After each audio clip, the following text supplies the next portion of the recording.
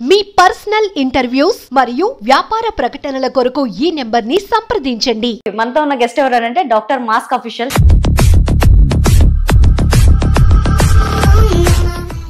మీరు నన్ను చూస్తున్నారో లేదో తెలియదు కానీ నేనైతే మిమ్మల్ని చూస్తున్నాను. మీరు మనం చూస్తున్నారో తెలుసు, నేను మిమ్మల్ని చూస్తున్నాను. ఎస్, మా మాస్క్ మొత్తం కవర్ అయి ఉన్నట్టుగా అనిపిస్తుంది. లేదు, యాక్చువల్లీ అంటే మొత్తం కవర్ అయి ఉన్నట్టు అనిపించినా కూడా ఇక్కడ మనకు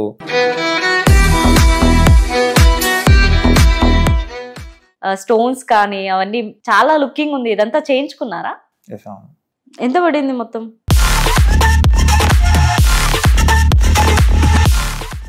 మీరు చేస్తున్న ప్రెసెంట్ వర్కింగ్ ఏంటి? నేను ప్రొఫెషనల్ డాక్టర్. డాక్టరా? Yes yes.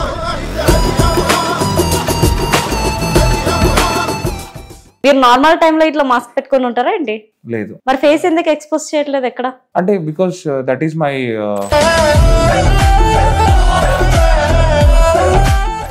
వెల్కమ్ టు మనం టీవీ. మనతో ఉన్న గెస్ట్ ఎవరంటే డాక్టర్ మాస్క్ అఫీషియల్. చాలా మందికి ఇన్స్టాగ్రామ్ ఐడి తెలుసు అండ్ ఆ వీడియోస్ కూడా చాలా మంది చూస్తున్నారు. సో మాస్క్ వెనకాల తన లైఫ్ స్టైల్ ఏంటని చాలా మంది తెలుసుకోవాలని కామెంట్స్ చేస్తున్నారు అనమాట. సో మన ముందు ఉన్నారు అండ్ తన ఒరిజినల్ స్టోరీ చెప్తారో లేదో తెలియదు, బట్ మన దగ్గర అయితే క్వశ్చన్స్ ఉన్నాయి, కొన్ని అయితే అడిగి తెలుసుకుందాం. హలో అండి. హాయ్. మీరు నన్ను చూస్తున్నారో లేదో తెలియదు కానీ నేనైతే మిమ్మల్ని చూస్తున్నాను. మీరు మనం చూస్తున్నారో తెలుసు, నేను మిమ్మల్ని చూస్తున్నాను. ఎస్. అంటే మేము కనిపిస్తున్నాం. మా మాస్క్ మొత్తం కవర్ అయి ఉన్నట్టుగా అనిపిస్తుంది. లేదు, యాక్చువల్లీ అంటే మొత్తం కవర్ అయి ఉన్నట్టు అనిపించినా కూడా ఇక్కడ మనకు కరెక్ట్ గా కళ్ళ దగ్గర మనకు స్పేస్ ఉంది. ఓకే. సో మనం దాని ద్వారా చూడొచ్చు. కానీ చాలా బాగుంది మాస్క్. అంటే ఓన్లీ ఈ మాస్క్ వరకే తెలుసు mask. So full head cover చేసుకోవడము అండ్ ఇంకొకటి దానికి స్టోన్స్ కానీ అవన్నీ చాలా లుకింగ్ ఉంది. ఇదంతా చేయించుకున్నారా? ఎస్, అవును. ఎలా? నచ్చి తెలిసిన వాళ్ళు, కుట్టేవాళ్ళు, మనకు తెలిసిన వాళ్ళు ఉంటే వాళ్ళ ద్వారా మాట్లాడి నా సైజు తగ్గట్టు దాన్ని చేయించుకున్నాను. ఈ క్రిస్టల్స్ అన్ని కూడా మనకు అక్కడ అంటే దొరికే చోట తీసుకొని చేయించుకున్నాం. ఎంత పడింది మొత్తం? 45K పడింది నాకు. 45K మాస్క్ రెడీ చేసుకోవడానికి మీరు? అంటే ఇక్కడికి రావడానికి, నా చేతికి రావడానికి. బికాస్ ఇది యూకేలో చేయించాను. అక్కడ నుంచి ట్రాన్సిట్ మీద రావడానికి నాకు ఆల్మోస్ట్ 15,000 ఏమో అయింది. ఓన్లీ ట్రాన్సిట్ మీద. ఒరిజినల్ కాస్ట్ 37,000 ఎంతో అయింది. సో అట్లా చేంజ్ 45 to 50 దాకా అయింది నాకు. ఓకే. మాస్క్ పెట్టుకోవడానికి రీజన్ ఏంటి? ఆ కంటెంట్ ఏంటి? మాస్క్ పెట్టుకోవడానికి రీజన్ అంటే ఏం లేదు. ఇప్పుడు నేను మాస్క్ లేకుండా కంటెంట్ క్రియేట్ చేస్తే ఎవరు చూడరు నాకు తెలుసు. బికాస్ ఇక్కడ సోషల్ మీడియాలో ఏంటంటే మనకు looks are the hooks. So మనం ఎలా కనిపిస్తాము, ఎలా ప్రజెంట్ చేస్తాము అనే దాని మీద రీసెర్చ్ చేస్తున్నప్పుడు కంటెంట్ క్రియేషన్లో నాకు అంటే కొంచెం వెరైటీగా ఉంటుంది. మాస్క్ పెట్టుకొని చెప్తే అట్లీస్ట్ ఎందుకు పెట్టుకున్నారు, ఎవరు పెట్టుకున్నారు, అసలు ఎందుకు ఈ మాస్క్ అనే క్వశ్చన్స్తో అన్న కనీసం ఒక వ్యూవర్ని మనము ఒక అట్లీస్ట్ 30 seconds తన అటెన్షన్ని గ్రాప్ చేస్తే చాలు అన్న కాన్సెప్ట్తో వచ్చినప్పుడు ఈ మాస్క్ పెట్టుకొని చేయాల్సి వచ్చింది కంటెంట్ క్రియేషన్. ఓకే. సో మరి జనాల్లోకి యూనిక్ గా వెళ్దాం అనేసి ఈ విధంగా వచ్చారు. అయితే జనాల్లోకి యూనిక్ గా అని కాదు, అంటే మీ కంటెంట్ చూడాలి అంటే యూనికే కదా అది. నాకున్న పర్స్పెక్టివ్స్ కొంచెం చెప్తే బాగుంటుందని అనిపించింది. ఎక్కడ చెప్పాలో తెలియదు. So social media is the platform అని అనిపించింది. సో అందుకనే సోషల్ మీడియాలో అలా చేయడం స్టార్ట్ చేశాను. ఓకే. ఇప్పుడు మాస్క్ పెట్టుకున్నారుగా, మాట్లాడడానికి, బ్రీత్ కి ఇదంతా ఓకేనా మీకు? Yes yes yes. మీరు నార్మల్ టైంలో ఇట్లా మాస్క్ పెట్టుకొని ఉంటారా ఏంటి? లేదు. మరి ఫేస్ ఎందుకు ఎక్స్పోజ్ చేయట్లేదు ఎక్కడ? అంటే because that is my hook point. So ఇప్పుడు ఫేస్ ఎక్స్పోజ్ చేస్తే నేనేం పెద్ద అంటే సెలబ్రిటీ అని కాదు, లేకపోతే సెలబ్రిటీ అవ్వాలని కూడా కాదు. That is a hook point. So ఇప్పుడు ఎవరు ఈ ఫేస్ మాస్క్ వేసుకున్న వ్యక్తి, ఆ మాస్క్ వెనుక ఉన్న ఆ వ్యక్తి ఎవరు అనే క్యూరియాసిటీయే నాకు సెల్లింగ్ పాయింట్. మీ సర్కిల్లో మీ పక్కన ఉన్న ఫ్రెండ్స్ కి ఎవరికైనా తెలుసా మాస్క్ పర్సన్ నువ్వే అని? చాలా మంది తెలుసు. మా ఫ్యామిలీ మెంబర్స్ కి తెలుసు, ఓకే, అండ్ నా కొలీగ్స్ కి తెలుసు, చాలా మంది ఫ్రెండ్స్ కి తెలుసు. ఇంకా బాగా వైరల్ అయినాక మీ ఒరిజినల్ ఫొటోస్ వస్తాయి అనుకుంటా. వచ్చాయి, బట్ నేను రివీల్ నా సోషల్ మీడియా ప్లాట్ఫామ్ లో నేను ఫేస్ రివీల్ చేయడం అయితే జరగదు. 100 మంది 100 రకాలుగా ఇతనే అని చెప్పుకోవచ్చు, బట్ యా. ఓకే. నెక్స్ట్ ఇప్పుడు మీరు చేస్తున్న ప్రెసెంట్ వర్కింగ్ ఏంటి? నేను ప్రొఫెషనల్ డాక్టర్. డాక్టరా? Yes yes. ఓకే. అందుకనే డాక్టర్ మాస్క్ అఫీషియల్ అని అవును అవును అవును. So that is the reason doctor mask official అని పెట్టడానికి. నేను ప్రొఫెషనల్ గా డాక్టర్ కాబట్టి సో అది కొంచెం ప్రిఫిక్స్ గా ఉంటే బాగుంటది, ఇంకా నేను చెప్పే దాని మీద కొంచెం ఇంకా వెయిటేజ్ ఉంటుంది అనే ఒక ఆలోచనతో డాక్టర్ మాస్క్ అని పేరు పెట్టడం జరిగింది. ఓకే. కానీ చాలా ఇంట్రెస్టింగ్ గా ఉంది. Thank you. ఓకే. ఇప్పుడు మీరు చేస్తుంది డాక్టర్ కాబట్టి అండ్ ఇంకొకటి కంటెంట్ క్రియేటర్ గా ఇన్స్టాగ్రామ్ లో బేసిక్గా అదే డాక్టర్గా నేను చాలా మంది జనాలు కలుస్తూ ఉంటాను ఆల్మోస్ట్. అంటే I work as a government professional. So నాకు చాలా మంది అంటే per day almost 600 to 700 OP వస్తే దాంట్లో ఆల్మోస్ట్ నేను ఒక 100 మెంబర్స్ దాకా నేను పర్సనల్గా చూస్తాను.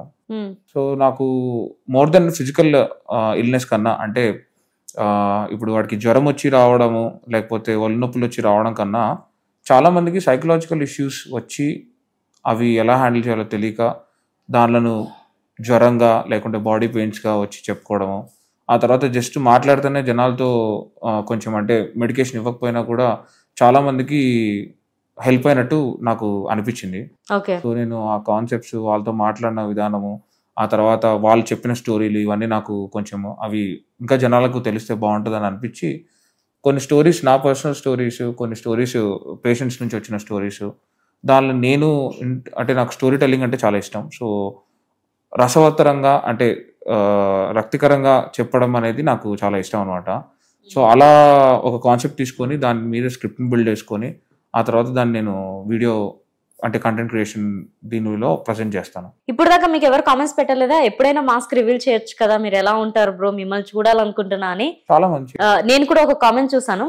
సో మీకు ఇంకా ఇబ్బంది పెట్టిన కామెంట్స్ కానీ వస్తూ ఉండొచ్చు నాకు తెలిసినంత వరకు.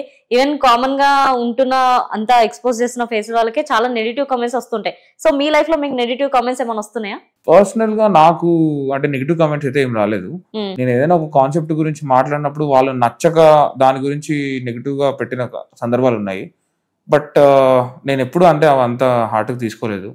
ఎప్పుడు కూడా ఒక నెగిటివ్ కామెంట్ని అంటే నన్ను అన్నాడనే దానికన్నా అసలు ఆ పాయింట్ ఆఫ్ వ్యూలో ఎలా ఆలోచించాడు ఆ అబ్బాయి అనే దీని మీద ఎక్కువ ఆలోచించి నేను పెద్ద పట్టించుకోను.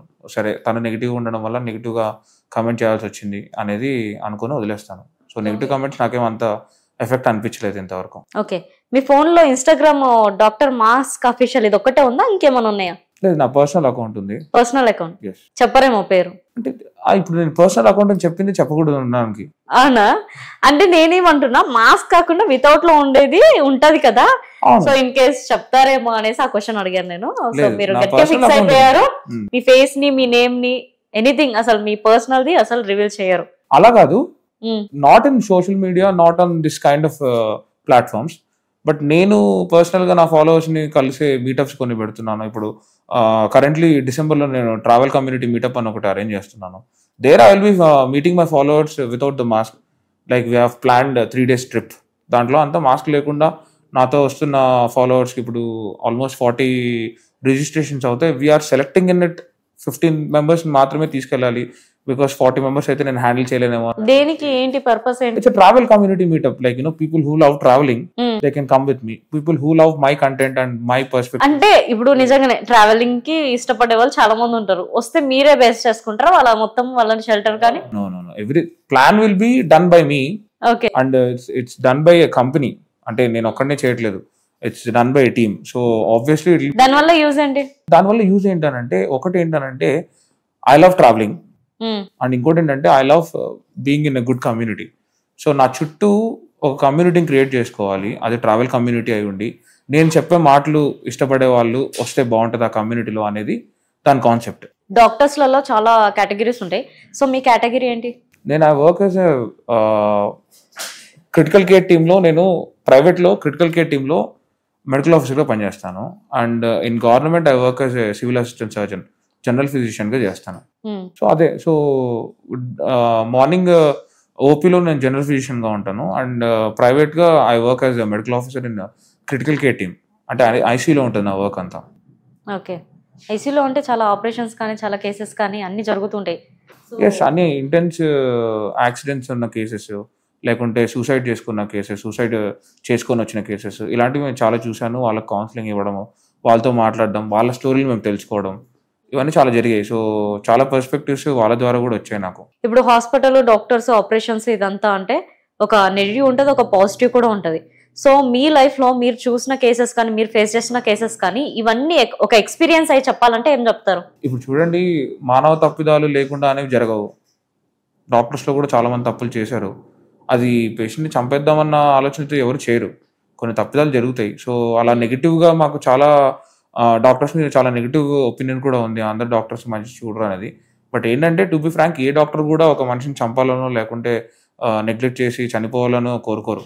అది మానవ తప్పిదం ద్వారా జరుగుతుంది కాబట్టి నేనైతే నా సైడ్ నుంచి నేను ఏమనుకున్నట్టు ఎవరన్నా ఇప్పుడు గొడవ పడ్డానికి వచ్చిన పేషెంట్ అటెండర్స్ వాళ్ళు అప్పుడు ఆ బాధలో చేస్తారే తప్ప మా మీద ఏం కక్షతో కాదనేది మా ఉద్దేశం.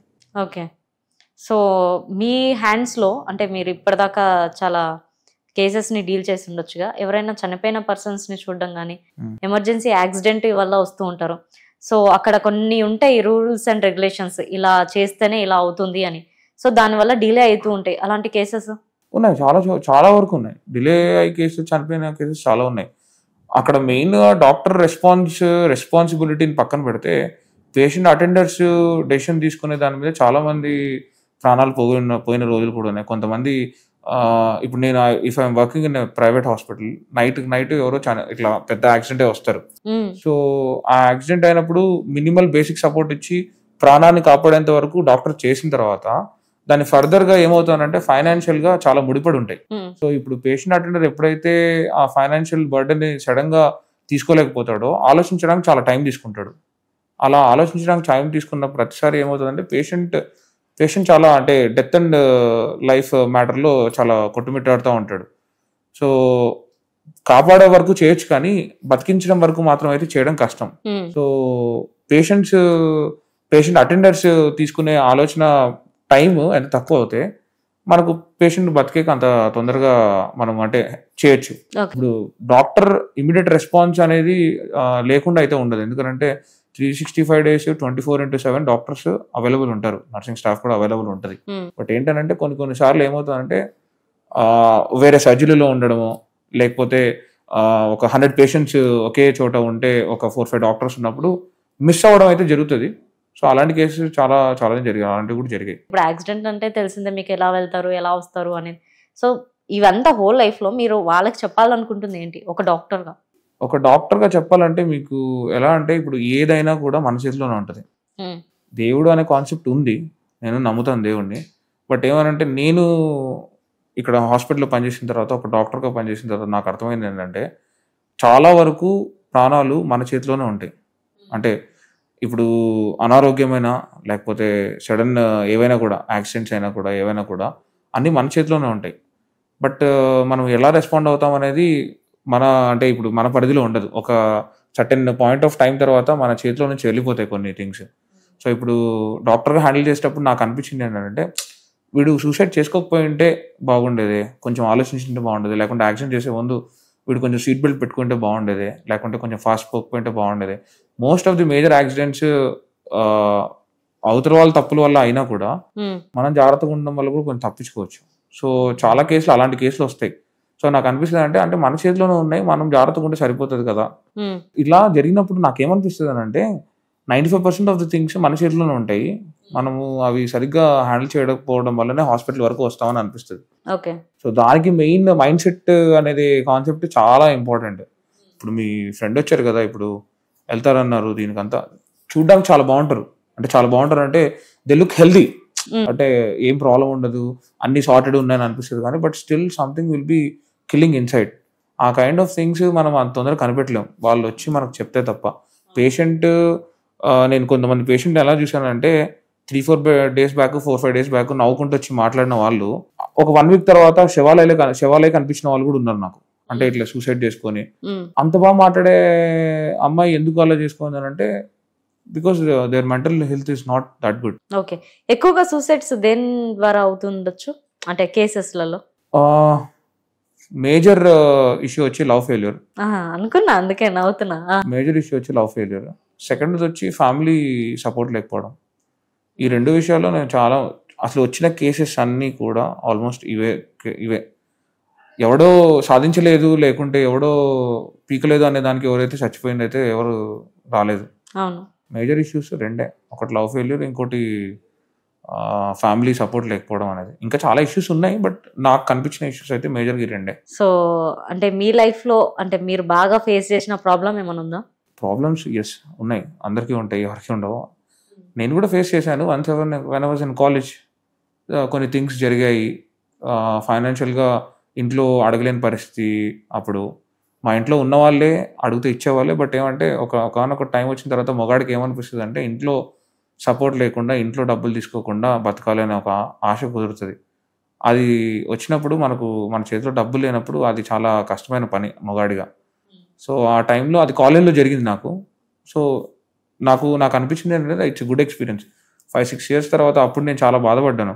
అరే ఏంట్రా మన జీవితం ఎట్లుంది అసలు, అంటే మనకు మనీ లేకపోతే అసలు వాల్యూ లేదనే ఇది నేను చాలా ఫేస్ చేశాను అప్పుడు కాలేజ్లో. Though I come from a very good family.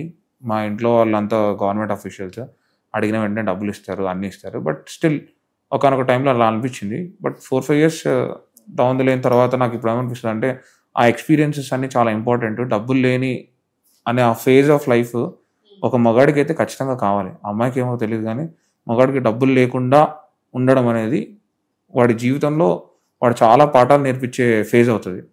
So అదొకటి. ఇంకోటి లవ్ ఫెయిల్యూర్.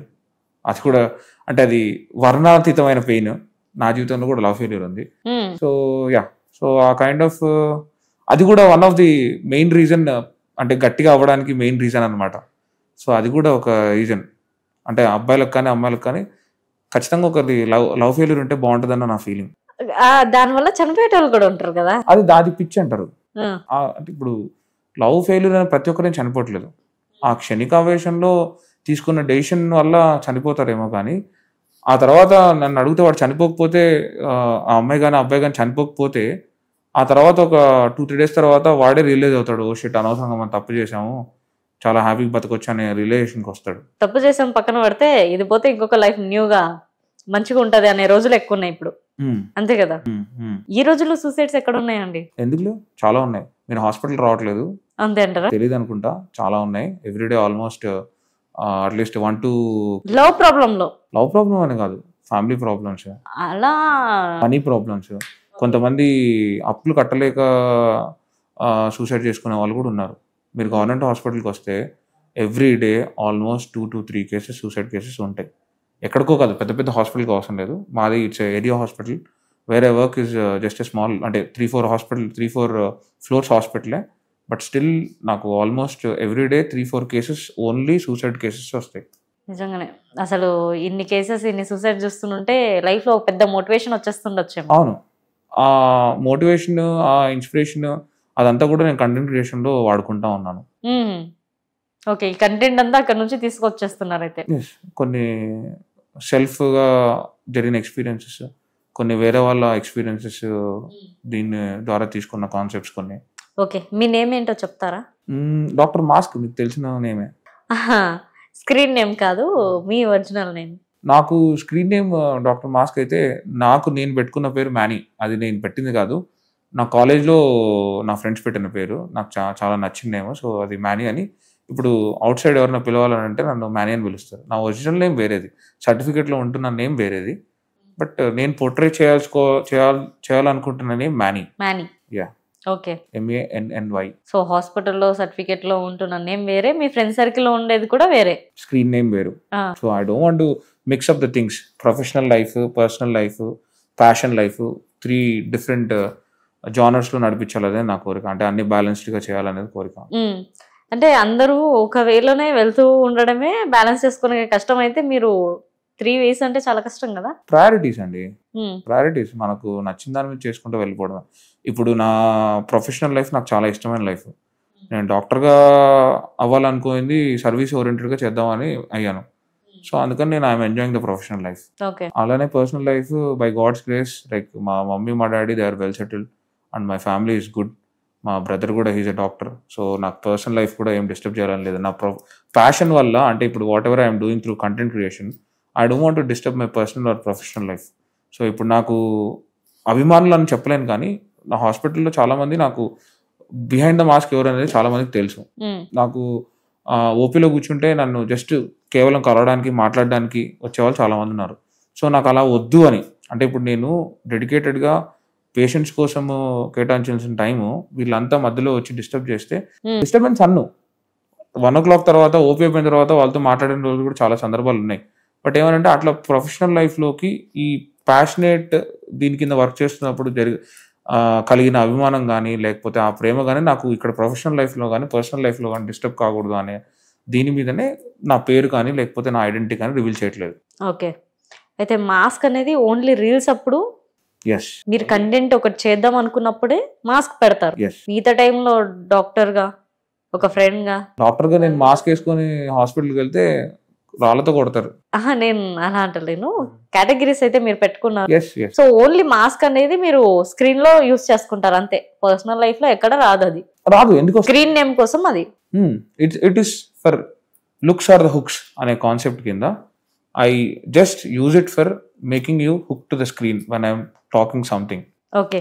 అంటే చాలా మంది కామెంట్స్ కూడా పెడుతుండొచ్చు, చూడ్డానికి అంటే మనకి ఇక్కడ బాడీ కనిపిస్తుంది, బాడీ అంతా కనిపిస్తుంది కాబట్టి అరే లుక్ బాగానే ఉంది కదా, ఫేస్ కూడా బాగానే ఉండొచ్చు, బాగా లేని వాళ్ళు మొత్తం కవర్ చేసుకుంటారు, సో బాగానే ఉన్నాడుగా ఎందుకు కవర్ చేస్తున్నారు అనేసి ఒక క్వశ్చన్ ఉంటుంది.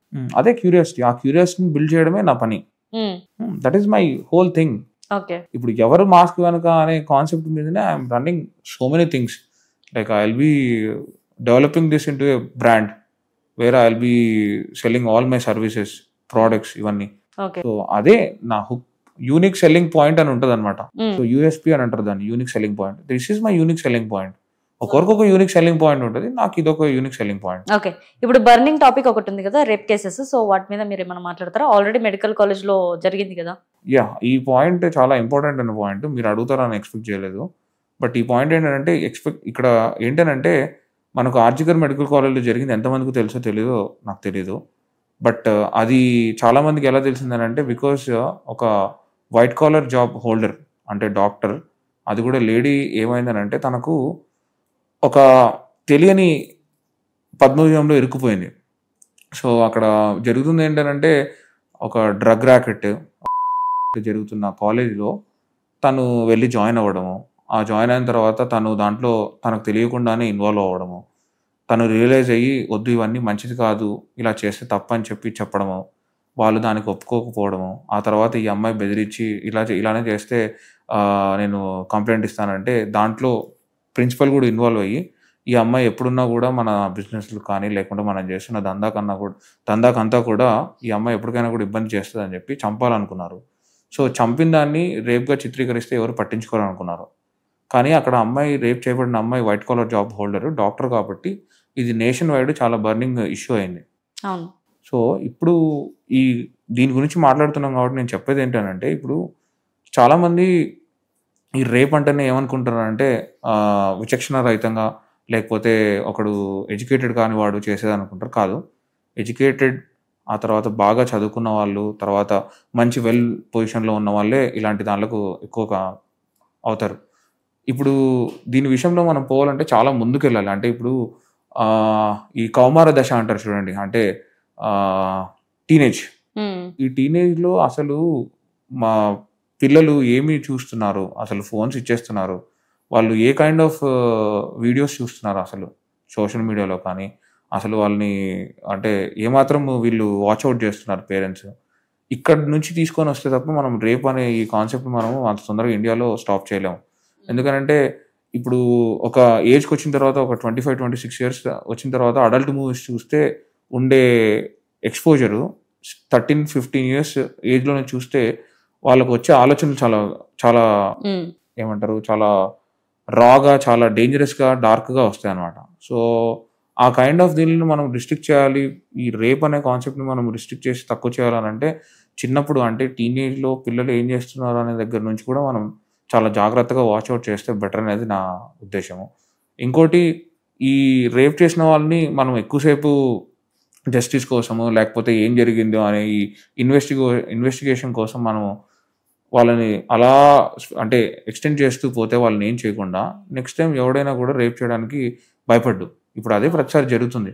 సో ఇమీడియట్ యాక్షన్స్ తీసుకుంటే గవర్నమెంట్ కానీ, లేకపోతే చుట్టూ ఉన్న వాళ్ళు కానీ, కమ్యూనిటీ కానీ ఇమీడియట్ యాక్షన్ తీసుకొని ఎవరైతే రేప్ చేశారో అప్పుడే వాడిని చంపేయడమో, లేకుంటే వాడిని ఏదో ఒకటి చేయడమో చేస్తే బెటర్ అనేది నా ఉద్దేశం. పోలీసులు తీసుకెళ్ళి కోర్టుకు తీసుకెళ్ళి తర్వాత ఇన్వెస్టిగేషన్ చేసి ఇవన్నీ చేస్తే justice delayed is justice denied అని మీకు తెలుసు కదా. సో ఇప్పుడు ఆర్జికర్ మెడికల్ హాస్పిటల్ దీని విషయంలో కూడా అదే జరుగుతుంది.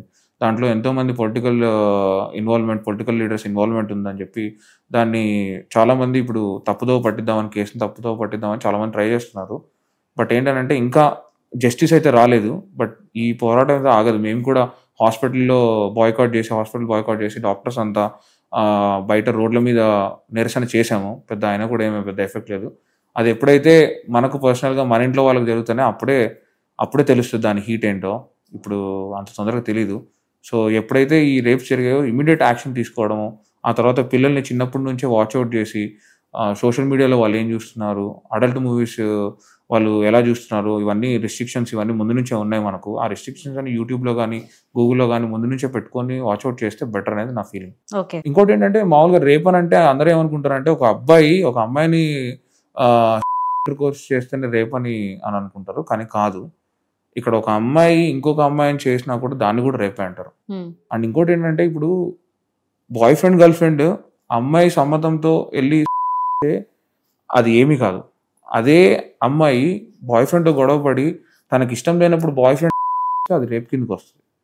సో ఇక్కడ రేప్ అనే డెఫినేషన్ తీసుకుంటే కోర్స్ మాత్రమే అనేది ఎప్పటి నుంచో ఉన్న ఇది డెఫినేషన్. బట్ ఇప్పుడు ఏంటంటే ఫోర్స్ఫుల్గా ఇంకొక అమ్మాయితో రిలేషన్షిప్కి ఒప్పుకోకపోయినా కూడా ప్రయత్నిస్తే అసలు ట్రై చేస్తే ఆ అమ్మాయి మీద అసాల్ట్ చేయడానికి దాన్ని కూడా రేపే అంటారు. ఇలా చాలా జరిగాయి కూడా, చాలా బయటికి చెప్పట్లేదు అంతేగాని జనాలు. చాలా మందికి రేపులు జరిగాయి జస్ట్ బికాజ్ ఆ అమ్మాయి చనిపోయింది, చాలా క్రూరంగా చనిపోయింది కాబట్టి ఆ అమ్మాయి కేసు బయటకు వచ్చింది. కానీ ఈ రోజు కూడా ఇప్పుడు కూడా ఎవ్రీడే ఆల్మోస్ట్ అట్లీస్ట్ ఒక 6-7 rapes all over the India జరుగుతున్నాయి. It is not me saying, statistics అలా చెప్తున్నాయి కూడా. అమ్మాయిని కూడా రేప్ చేస్తుంది. ఎస్, ఇవన్నీ జరుగుతున్నాయి. మామూలుగా రేప్ అని అంటే ఏమనుకుంటారంటే అమ్మాయి మీద విచక్షణారహితంగా తన అంటే ఇష్టం లేకుండా తన కన్సెంట్ లేకుండా చేసేదాన్ని రేప్ అనుకుంటారు. కానీ అమ్మాయి మీద రేప్ చేయడం కూడా ఉన్నాయి, సందర్భాలు ఉన్నాయి. ఎక్కడో కాదు, ఫారిన్ కంట్రీస్ లో కాదు, మన ఇండియాలో పల్లెటూరుల్లో కూడా ఉన్నాయి. గర్ల్ టు గర్ల్ ఎలా అంటే ఏ విధంగా? కన్సెంట్ లేకుండా మిమ్మల్ని ఎవరన్నా ఏ అమ్మాయి టచ్ చేస్తే, అది కన్సెంట్ లేకుండా చేస్తే దాన్ని మామూలుగా అయితే అసాల్ట్ అంటే దాన్ని రాంగ్ గా తీసుకుంటారు. సో అదే ఒక అమ్మాయిని రూమ్ లో వేసి సేమ్ అబ్బాయిలానే ఆ అమ్మాయి కూడా విచక్షణ రహితంగా చేసి బట్టలు చింపేసి తన దాహాన్ని తీర్చుకోవడానికి ట్రై చేసి దాన్ని రేప్ అని అంటారు. ఇంటర్ కోర్స్ జరగాల్సిన అవసరం లేదు. ఒక అమ్మాయి పర్సనల్ స్పేస్ లోకి వెళ్ళి పర్సనల్ గా ప్రైవేట్ పార్ట్స్ టచ్ చేయడం అనేది అమ్మాయి చేసినా అబ్బాయి చేసినా it's wrong thing without consent. Though they may be A same gender, even though it's wrong thing. Okay, ఇప్పుడు రేప్ కేసెస్లలో చాలా వరకు అమ్మాయిలు చనిపోతూనే ఉంటారు, బతికిన వాళ్ళు అసలు ఉండరు. అండ్ మెయిన్ థింగ్, అసలు రేప్ కేసులో చనిపోవడం ఎలా జరుగుతుంది? చంపేస్తారు. రేప్ చేస్తే ఎవరు చచ్చిపోరు, ఇంటర్ కోర్స్ వల్ల ఎవరు చనిపోరు. ఆ అమ్మాయి తర్వాత లేచి వచ్చి వీళ్ళ గురించి ఎక్కడ చెప్తారో అని చెప్పి భయపడి అమ్మాయిని చంపేస్తారు. రేప్ చేస్తే ఎవరు చచ్చిపోరు. సో అందుకనే చాలా మంది రేప్ చేయబడి చచ్చిపోయి ఉంటారు. ఎందుకనంటే అక్కడికి అది క్లోజ్ అయిపోతుంది, ఆ అమ్మాయి ఎవరికి చెప్పలేదు. సో కనుక్కోవడం కొంచెం కష్టం అవుతుంది. కొంచెము ఎవిడెన్సెస్ తారుమారు చేస్తే కనుక్కోవడం కొంచెం చాలా మంది కేసులు ఇప్పుడు కూడా రేప్ కేసులు ఇప్పటికి still they don't know who raped, చనిపోయిన వాళ్ళు ఉన్నారు అంతే. So that's the reason rape అయిన అమ్మాయిలు చాలా మంది చనిపోతారు. ఓకే, మీ గోల్ ఏంటి? నా గోలా, నేను ఈ లైఫ్ అనే పదానికి నేను ఫుల్ టర్మ్ ఎత్తుకున్నాను అనమాట, లివ్ ఇన్ ఫ్రీడమ్ ఎవ్రీడే అని. సో అదే నా గోల్, రోజు ప్రశాంతంగా ఫ్రీడమ్గా ఉండాలి అనేది. సో నేను ఆల్రెడీ ఆ లైఫ్ని ఎంజాయ్ చేస్తున్నాను. సో ఇప్పుడు నాకేమి ఏ పట్టింపులు కానీ లేకుండా ఫైనాన్షియల్ స్ట్రెస్సెస్ కానీ ఏం లేవు. So living in freedom everyday, life అనే దానికి full form live in freedom everyday. So that is my goal. Particular goals ఏం లేవు, అంటే అంత సంపాదించాలి, అక్కడికి వెళ్ళాలి ఇక్కడికి వెళ్ళాలి ఏం లేదు. I'm going slowly, I'm enjoying my life right now. So no particular goal, that is my only goal, live in freedom everyday అనేది. ఓకే, ఒక డాక్టర్గా ఎన్ని ఇయర్స్ ఎక్స్పీరియన్స్ మీది? ప్రైవేట్గా నేను చేయబట్టి 5 years అవుతుంది. గవర్నమెంట్లో చేయబట్టి this is my third year. టోటల్గా 8 years? No 5 years is my total experience. Okay, 5 years నుంచి ప్రైవేట్లో చేస్తున్నాను. మధ్యలో I got in to the government job, అది 2.5 years నుంచి అవుతుంది. మాస్క్ పర్సన్గా this is my second year running successfully. Okay, దానికంతా ముందు ఎడ్యుకేషన్ ట్రైనింగ్ ఇదంతా నడుస్తుంది. సో సోషల్ మీడియాలో ఈ విధంగానే వెళ్తే బెస్ట్ అనేది, ఇప్పుడు మీరు ఒక కంటెంట్ క్రియేటర్గా వస్తున్నారు. సో చాలామంది చాలా వీడియోస్ చూస్తూ ఉండొచ్చు మీరు. సో వాళ్ళందరినీ చూసినప్పుడు ఏమనిపిస్తుంది మీకు? టు బి ఫ్రాంక్, నేనైతే సోషల్ మీడియాలో మన సైడ్ వీడియోస్ అయితే నాకు ఇంతవరకు ఏ దాంట్లో ఆల్గారిథంలో లేవు అసలు. మీరు చేస్తారు, నాకు ఇంటర్వ్యూ చేస్తారు అని తెలిసినప్పుడు జస్ట్ మీ పేజ్ గో త్రూ అయినప్పుడు కూడా మీరు ఇంటర్వ్యూ చేసిన ఒక్కరు కూడా నాకు తెలీదు. మరి నేను వేరే దాంట్లో ఉన్నానో లేకపోతే ఏమో తెలియదు, కానీ మీరు చేసిన వాళ్ళు నాకు ఒక్కరు కూడా తెలీదు. ఓకే. సో మీరు అన్నట్టు అనుకుంటే నా ఫీడ్ అంతా ఎలా ఉంటుంది అని అంటే, నా ఫ్రెండ్స్ ఉన్న ప్రొఫైల్స్ ఉంటాయి అండ్ ఏమైనా మోటివేషన్ రిలేటెడ్ ఈ ప్రొఫైల్స్ ఉంటాయి. సో మీరు ఒక కేటగిరీలో ఉన్నారు కాబట్టి వాళ్ళకి సంబంధించిందే చూస్తారు. అల్గారిథం ఎలా నడిపిస్తే అలా మనం అల్గారిథంని నడిపిస్తాం కదా ఫస్ట్ మనం చూసేదాన్ని బట్టే ఆల్గరిథం చేంజ్ అవుతుంది కదా. సో నా సర్చ్ హిస్టరీ అంతా మోటివేషనల్, లేకుంటే ఎడ్యుకేషనల్, ఇన్ఫోటైన్మెంట్, డాక్టర్ రిలేటెడ్, దీని సర్చ్ హిస్టరీ ఉంటుంది. సో అల్గారిథం దానికి అలవాటు పడిపోయి ఇప్పుడు ప్రస్తుతానికి అంతా ఆ కైండ్ ఆఫ్ ఇదే చూపిస్తూ ఉంది నాకు. మీరు చేసిన ఇంటర్వ్యూలు చేసిన ఒక్కరు కూడా నాకు తెలియదు. ఓకే. ఏమనిపించింది మరి ఒక్కరు కూడా తెలియనప్పుడు? సరే నేను కూడా ఒక వ్యక్తి అని అనుకున్నా మీరు ఇంటర్వ్యూ. ఇప్పుడు వాళ్ళకి మీరు తెలియకపోవచ్చు. అవును, అంతే కదా, అంతే. చూడ నేను అందరికీ నేను అసలు ఎవరికి తెలియాలని అనుకుంటున్నాను కాబట్టి మాస్క్ వేసుకొని ఉన్నా. అంటే ఇప్పుడు వాళ్ళు నన్ను తెలుసుకోవాలనుకుంటే ఎనీథింగ్ ఫేస్ కనిపిస్తుందా, ఎక్స్పోజ్ అవుతుందా, అవ్వట్లేదా అనేది పక్కన పెట్టుకుంటే గ్రాఫ్ అనేది ఎవ్రీ పర్సన్ ఎట్లా క్రియేట్ చేసుకున్న ప్లాట్ఫామ్ లో అట్లా వెళ్ళిపోతుంది కదా. సో ఆ విధంగా అడిగాను అనమాట. సో ఇప్పుడు మీకు మాస్క్ వల్ల ఏం ప్రాబ్లం లేదా? 45,000 పెట్టి చేయించుకున్నా, చాలా కంఫర్టబుల్ గా చేయించుకున్నా. ఏసీ ఏమైనా పెట్టించుకోరే? ఏం లేదు, చాలా కంఫర్టబుల్ గా చేయించు. ఏసీ బయట ఉంది కదా, so it's comfortable. Me life లో ఇప్పుడు ప్రెసెంట్ ఏమైనా లవ్ ఉందా మరి? లేదు, ప్రస్తుతానికి కెరియర్ ఓరియంటెడ్ ఉన్నాను ప్రస్తుతానికి. సో లవ్ అంటే ఏం లేదు, ఒక అమ్మాయి అంటే ఇష్టం. బట్ ఎప్పుడు అంటే అది ముందుకు జరుగుతుందా లేదా అనేది నేను ఎప్పుడు అనుకోలేదు. Let's see what happens. Okay. Breakup ఎందుకైంది? 100 కారణాలు ఉన్నాయి, ఒక కారణం కాదు. ఒక కారణంతో బ్రేకప్ అవుతారో నాకు తెలియదు. కొన్ని 100 కారణాలు ఉన్నాయి. మీ వల్లనా వాళ్ళ వల్లనా? ఇద్దరి వల్ల. నేను మనిషిని, తను మనిషే కదా. తప్పుదాలు చేయకుండా ఉంటారా రిలేషన్ లో? లేదు కదా. సో యా, నచ్చలేదు. మేమిద్దరం వీఆర్ గుడ్ పేర్. బట్ ఏమంటే కొన్ని థింగ్స్ నడవలేదు అంతే. ఆ అమ్మాయి చెడ్డదని కాదు, నేను చెడ్డదని కాదు, అదంతే. కొన్ని నడవలేదు, సో విడిపోయాం. దానివల్ల ఇప్పుడు తన మెంటల్ హెల్త్ కూడా ఏమీ డిస్టర్బ్ అయింది లేదు, నేను డిస్టర్బ్ చేయాలనుకోలేదు. నా మెంటల్ హెల్త్ తన వల్ల ఏం డిస్టర్బ్ అయింది ఏం లేదు. We departed our ways in a very good way. అంటే గొడవలు, రచ్చలు ఇలా ఏం లేకుండా, సరే okay, we are not meant for each other, we had a good time, ఉన్న రోజులు, ఓకే వీ విల్ డిపార్ట్ అని చెప్పి డిపార్ట్ అయిపోయాం అంతే. ఓకే.